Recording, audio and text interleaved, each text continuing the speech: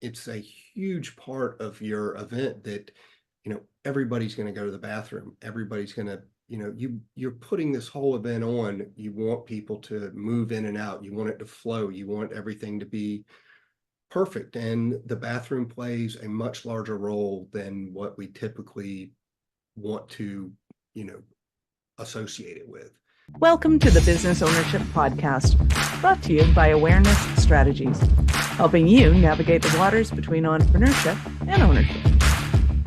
Hey there, peeps. This is Michelle Nidlick, and I'm super glad to have you here today because I'm here with my most amazing guest, David. David, thank you so much for being here with us today. Well, thank you, Michelle. I appreciate you having me. Awesome. So give everybody a highlight of who you are and what you do for business. Yes. David Sauers. I'm co-founder and co-owner of Royal Restrooms, which is a portable restroom trailer rental company. We are in 16 states. We have approximately 50 franchise offices now, and we are at our 20th year anniversary right now. Nice. Congratulations. That's awesome. So what in good heaven made you decide to go into porta potties?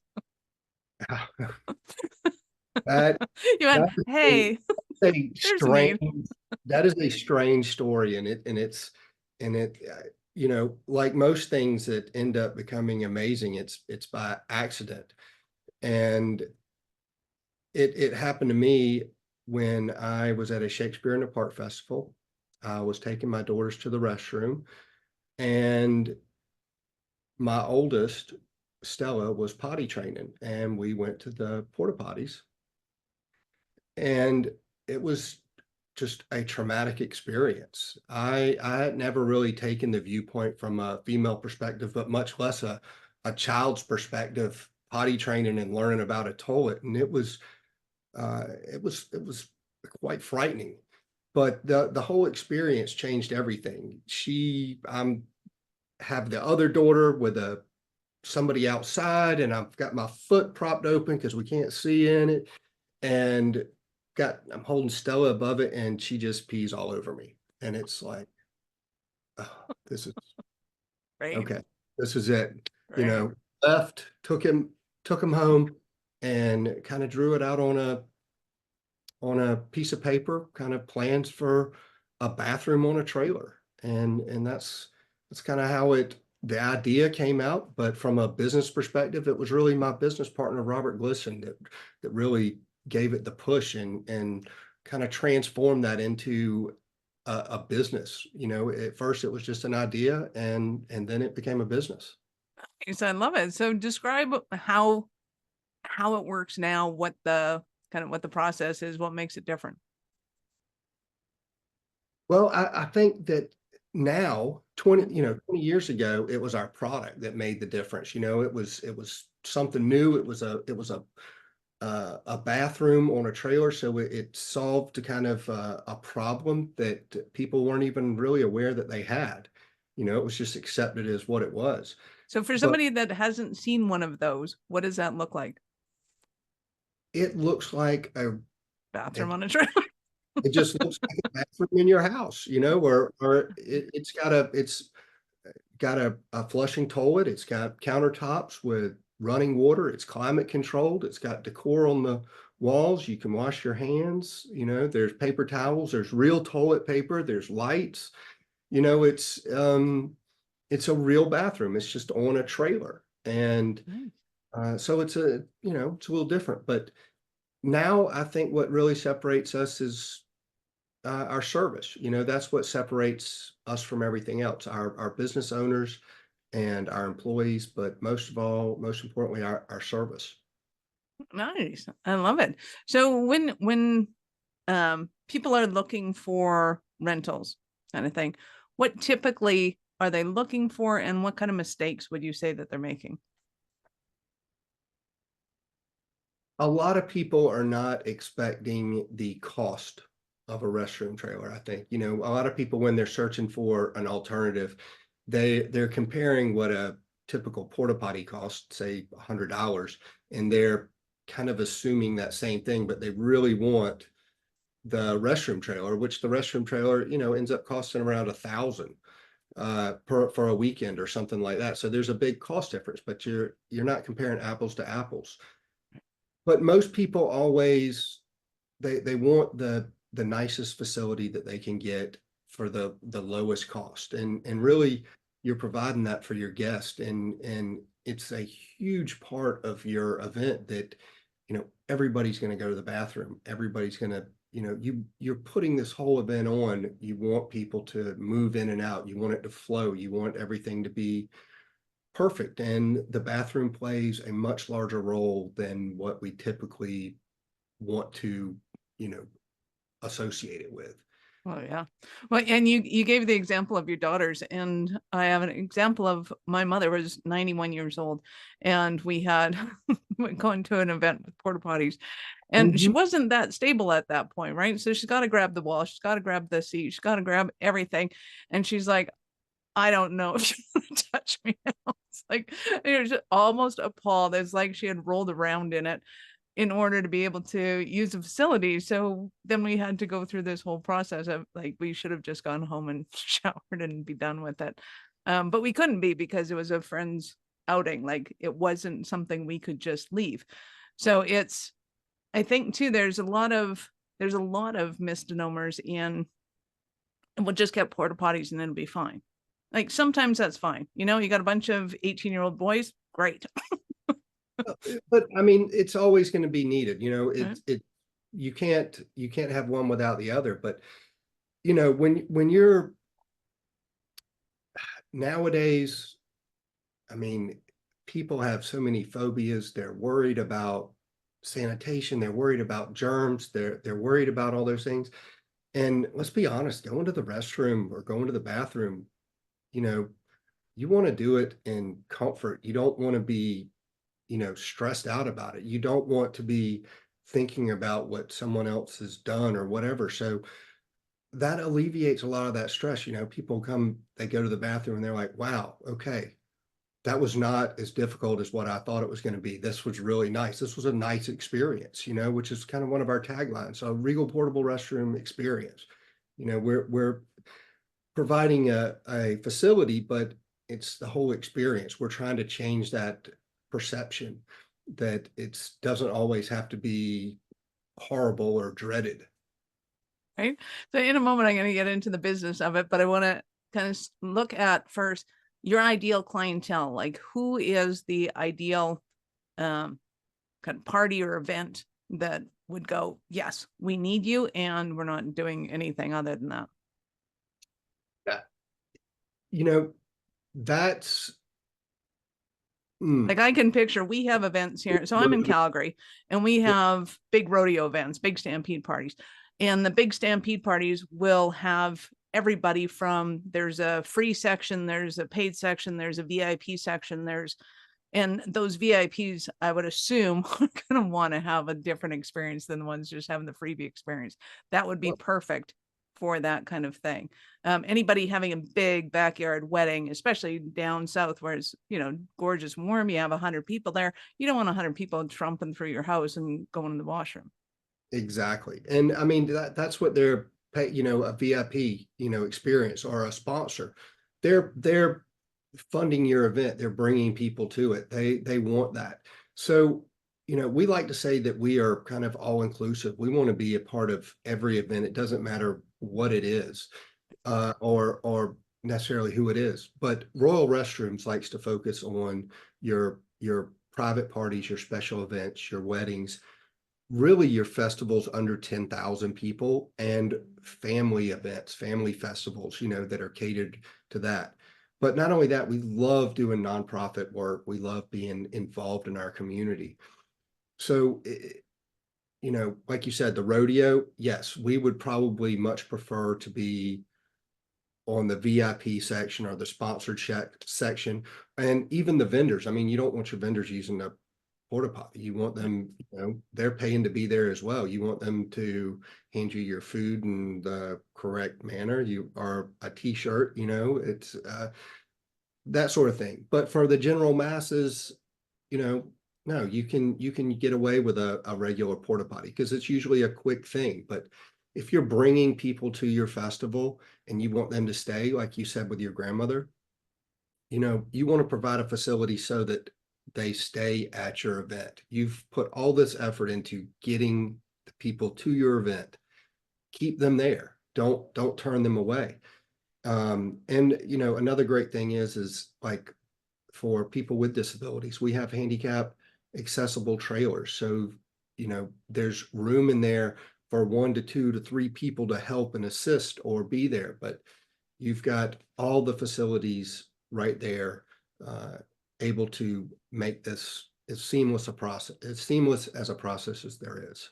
Nice. So you mentioned that you're in multiple states. At going back to that decision to kind of expand, how did you make the decision to expand the way that you did? Oof, the way, uh, you know, again, expansion kind of happened by pure accident. We're blessed to be in Savannah, which is a tourist city. It's a destination wedding. So we have a lot of people from all over the world come to Savannah. And we're not even that big of a city. I mean, I think we have 150,000 people. But our first operator, our first office owner, is Andy Christian. And he went to a wedding and was talking to a friend of his, a mutual friend of ours, George Cohen.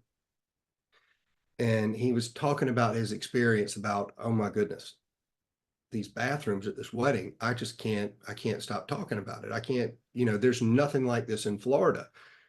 And George was like, Andy, I know who that is. That's David Sauers and Robert Glisson. So he put us in touch with Andy, and that was 19 years ago, and so now it just kind of blossomed from there. We didn't intend to expand. It just kind of happened by accident. And so, here we are. We jumped from Florida to Washington State, believe it or not, and then back to Atlanta, and then back to California, and then we went to Arizona before we really even solidified our foothold in anything. Nice. So do you have multiple locations, or are you a franchisor? What does your system look like? So we are a franchisor, and we have one office that we own, which is just the Savannah office. Every other office location is franchisee owned. So when you're working with franchisees, would you say that there's a certain element of the personality or the business focus? What is it that takes somebody to for them to be able to run a 7 or 8 figure business? I think a lot of it has to do with the individual, how committed they are as a leader. So many people now underutilize networking. They've just kind of thrown it to the back. They think, if I just throw money at it, I can make it happen. Or I want to use the internet. I'm going to advertise on Google AdWords, or I'm going to do Instagram, or I'm going to do this. People have forgotten how to network, and network builds it. I mean, it really builds businesses. It builds opportunities that you otherwise wouldn't have, but not only that, you build integrity, you build relationships, you find out opportunities that aren't necessarily known. You share knowledge, you share advice, and you share the fortunes with those around you that are committed in the same community, in the same kind of likeness. I think for 7 to 8 figures, you have to invest in networking. You have to invest in putting yourself out there, and it's okay to fail. Failing is learning. So yeah. So when it comes to the business and your franchise, are you helping people with those elements? Because it's not really just about business structure. Oftentimes 2 people can have the same business structure, and one's sailing and the other one is like falling face first over and over and over again. I'm sure you've seen that before too. And do you help them with that? And to what extent? Yes, we do try to help them with that, and a lot of times it is, a lot of times that's the personality of the different owners. We have a lot of different owners that have a lot of different personalities and a lot of different leadership traits. Some are resilient, some are adaptable, others, are a little more, complacent. But they all have the same vision. They all have the same goal. Uh, we may just have a little bit different path to get to that finish line. But yes, we do try to assist them and help them and foster that. And we tell tell them what's working in this area, what's working in that area. Even our office owners help one another by saying, hey, this works in my area. This, we did this really did good. So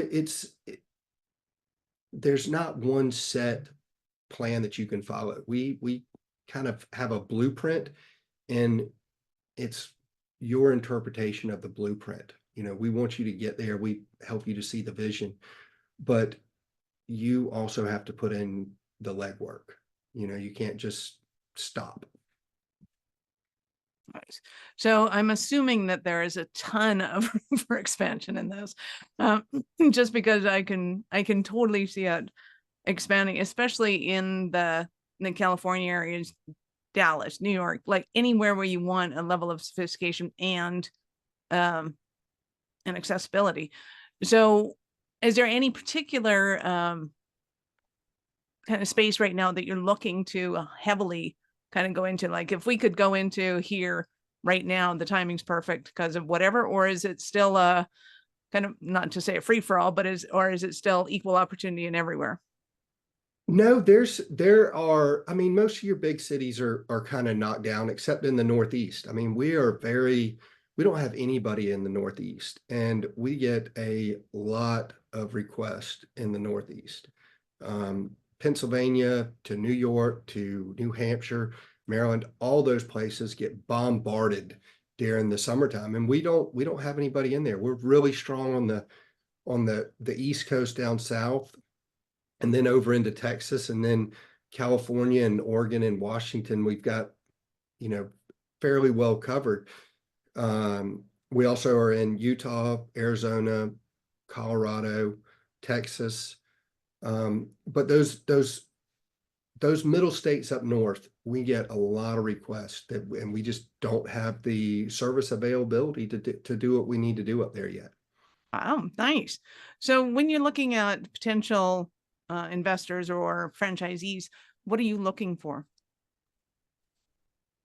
We're looking for like-minded leaders. We're looking for owner operators. We're looking for people that are in it for the long haul, that are already community leaders, that already are doing stuff to improve their surroundings, I guess. But we want somebody that's going to see themselves in this in 20 years, somebody that is going to grow with the company, because those are the ones that put your vision in the forefront, and they're the ones that take care of your product and your brand. But most importantly, they take care of their employees because they're looking for the long haul. They want to make this a success. They want, a legacy. And Royal Restrooms has the capabilities to do that, especially with a work, it's got a good work-life balance. Nice. So what would you say is your favorite part of your business? Oh, wow. Now I enjoy going to shows. I like going to shows. I like stirring the pot, and I like messing with people, and just kind of being funny and cute about certain things. Like, people come and they look at it, and I'm like, yeah, you can sit down on this one, right? And they don't necessarily know what to say, or I can just say, when was the last time you took a picture in the a porta potty or something, just kind of crazy things. Those are always fun and enjoyable. But you also hear great stories. You hear, you hear about people that use your facilities a long time ago, or when the first time they used it, because people don't, it's hard to get a review. It's hard to get a Google review. If anything, it's it's just hearing from all over the country, how you and your team have made an impact and what your employees have done. It's just a wonderful feeling to hear all those good things. Well, I would think for the party goer that it would be a great franchise opportunity because you get to handpick all the events that you want to go to and go, hey, right? Indeed. And you're not stuck catering. You're not the one behind the kitchen when everybody else is having fun. You get to be right out there and having fun with everybody else. That's right. You just hope nobody makes a mess in a bathroom. I love it. So, in a moment, I'm going to ask you about a Cinderella story of one of your clients. But before we do that, we're going to take a quick break. Are you running a business over 7 figures but still struggling with technology headaches? Pay attention, you do not want to miss this offer. This podcast episode is brought to you by Awareness Strategies, who is offering a custom-built digital adoption roadmap for anyone running a business over 7 figures who's wanting to grow their business in the next 5 years. And it's not just a roadmap, they offer full implementation as well if that scares the out of you. Check out awarenessstrategies.com/roadmap for more details today. The link's in the show's notes. Don't regret not doing this. Do it now. That's awarenessstrategies.com/roadmap. So I am super excited to hear about a Cinderella story of one of your clients. Cinderella story. We have so many different Cinderella stories. Well, I don't even, I think Did Cinderella use a porta potty? She must have. Can you imagine getting one of those dresses? Sorry, my brain just went left field. But yeah, so it's hard to really hone in on one, because there are so many different Cinderella stories that I think, though, I have to go back to more emergency response rather than a Cinderella story, because it's when people are in a disaster and they've been through a natural disaster and they've lost everything, and we're oftentimes the first responders to the first responders, and we bring the trailers out there, and some of these people, they haven't had a shower in days or weeks sometimes, and the Red Cross is there, everybody's helping up, but they've lost everything. And I think that being able to go to the bathroom, be able to shower, brush their teeth, it really makes them feel human again. It brings them kind of some self-dignity and hey, I can get back on my feet now. I don't feel so just blah. I can start my day. I can get back on my feet. And I think a lot of times that is super important to me. I remember at Dixie Crystal, the sugar refinery exploded here in Savannah, and the whole town just shook. And Robert and I were trying to figure out what was going on, because there were ambulances going everywhere, there are fire engines, and we flipped on the news and it looked like a bomb had gone off. It's flames, the building's blown down, and Robert and I hopped in our trucks and we just took bathrooms out there, and we got there and they're like, who called him? Nobody. We're just showing up to try to help. And we just wanted to do something. We wanted to be involved and to show our support and help. And we never got any recognition for that. Nobody said anything and we weren't ever looking for that. But 10 years after the explosion, they did a short special on the local news station about what happened. And the EMTs, the firefighters, the police, and several of them, they just said, it's so weird. All of a sudden you see Royal Restrooms pulling up. And we're like, what in the world's going on? But they said that was the best thing. Them showing up, we were able to use the bathroom. We were able to get out of our fire suits, go to the bathroom. It wasn't in a porta-john. It was lit. It was air conditioned. And they just raved about us. And, it was so empowering. Like you felt the sense of pride that you didn't even know that you had made that much of an impact. And so many times our bathrooms make this huge impact, and we don't ever know it. We don't ever hear about it. We don't see it. It's just like all of our work that we put in with nonprofits. You know, we're a small company, but in Savannah, over the last 20 years, we've donated something like $2.5 million of in-kind donations to, you know, hundreds of charities. And, you know, you can't really put, you know, a finger on exactly how much we've helped, but it brings a certain amount of pride, and you know that you're doing good, that you're, you know, that people appreciate you. Nice. I love it. I know our listeners are going to want more from you. How did they start that journey? Well, you can always find us at royalrestrooms.com. And you know, we've got office locations all across the country to help serve you, and we're excited to be a part, you know, of your podcast, and finding us again at Royal Restrooms, or you can email us at info@royalrestrooms.com. So I love it. We will, of course, have all of David's links in the show notes. So go ahead and scroll down, click on the links, open up in a new browser because we're not done yet. So, David, I get to ask you, at what point in life did you know you were especially kind of crazy enough to think that you could become an entrepreneur? You know, again, that's all by chance. You know, it's you don't necessarily know that you're going to do something, but you always, all entrepreneurs just have this little itch. You know, they want to do more.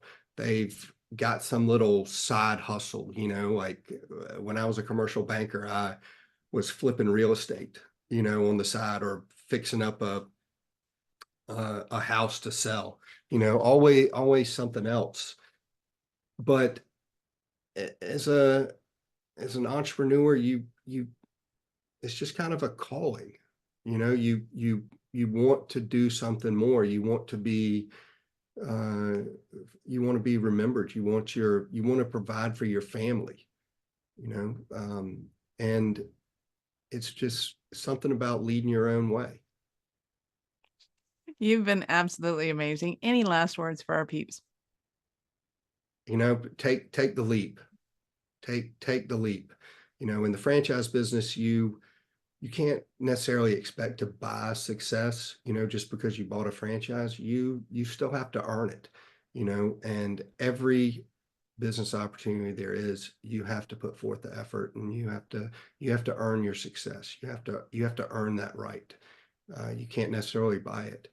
But my advice is jump full head first into it. You know, commit to it. As long as you have the support staff, your family behind you that believe in you, and you know, you believe in yourself, then you can accomplish anything that you want. Yes. Thank you so much for your time. I appreciate it, and I know how valuable it is. Thank you, Michelle. Thank you so much. Peeps, this is Michelle Nedelec. Thank you for being here with us today. Be sure to subscribe to the show and share it with your friends. We love helping entrepreneurs grow. Are you running a business over 7 figures but still struggling with technology headaches? Pay attention, you do not want to miss this offer. This podcast episode is brought to you by Awareness Strategies, who is offering a custom-built digital adoption roadmap for anyone running a business over 7 figures who's wanting to grow their business in the next 5 years. And it's not just a roadmap, they offer full implementation as well if that scares the out of you. Check out awarenessstrategies.com/roadmap for more details today. The link's in the show's notes. Don't regret not doing this. Do it now. That's awarenessstrategies.com/roadmap.